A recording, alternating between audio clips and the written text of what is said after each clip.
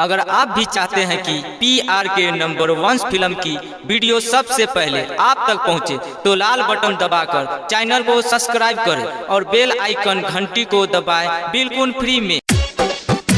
श्री श्री 1008 श्री महावीर अखाड़ा नंबर 1 गांव घोसी टोला मलिकाना पैठानपट्टी बाबू टोला आप लोगों की सेवा में हाजिर है।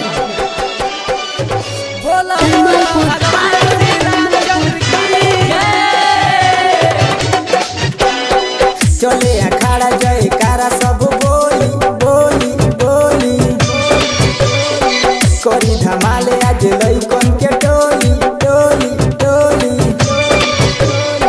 चली अखाड़ा जयकारा सब बोली करी धमाले आज लइकन के टोली करे लहाला लेके ही भाला करे लहाला लेके ही भाला लाठी भाजत दाना दन बा।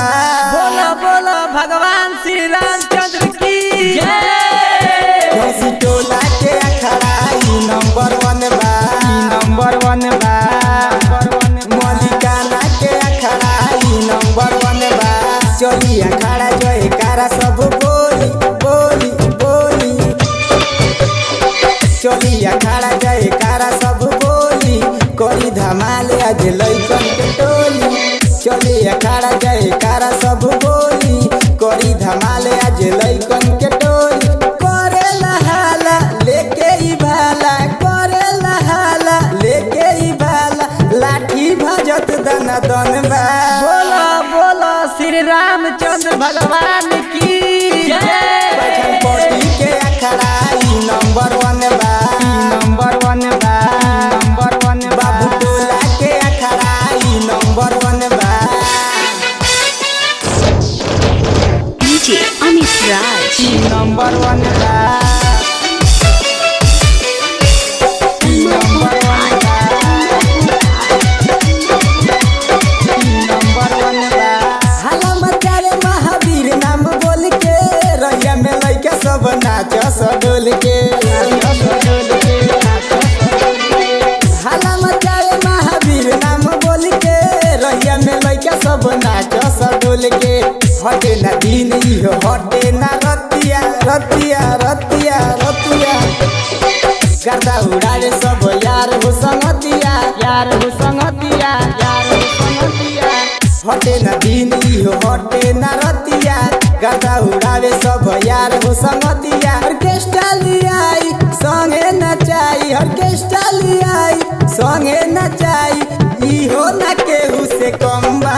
बोला बोला भगवान श्री रामचंद्र की जय। मलिकाना के अखाड़ा नंबर 1 बा नंबर 1 बा नंबर 1 बा। घोसी टोला के अखाड़ा नंबर 1 बा।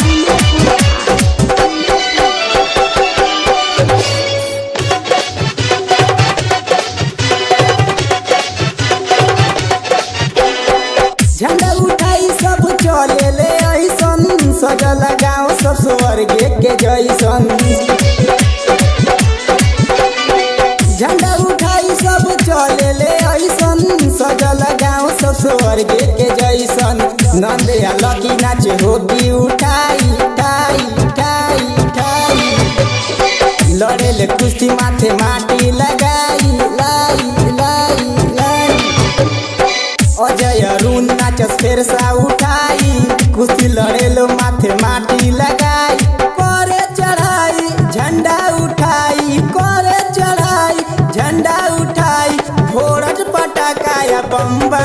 बोला बोला पवन सुत हनुमान की जय। घोसी टोला के अखाड़ा नंबर 1 बा आओ आओ ना मलिकाना के अखाड़ा नंबर 1 बा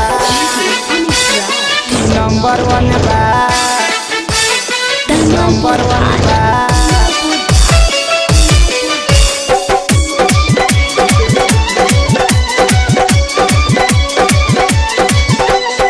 डीजे नगेंद्र करता बवाल हो कुमार संदीप देले गाना निकाले हो ऑपरेटर मनोज बनावे ले ताले हो कुमार संदीप देले गाना निकाले हो मेगा विनोद अब नाही शरमाई माई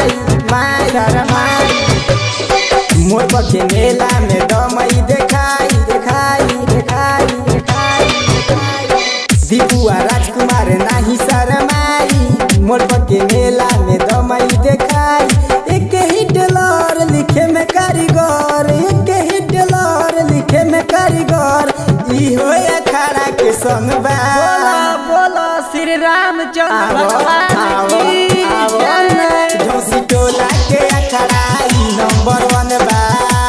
बुझलो बात मलिकाना के अखाड़ा ई नंबर 1 बा।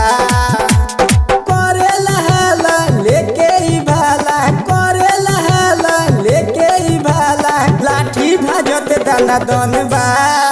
आओ आओ आओ ना आओ ना। झोसी टोला के अखाड़ा ई नंबर 1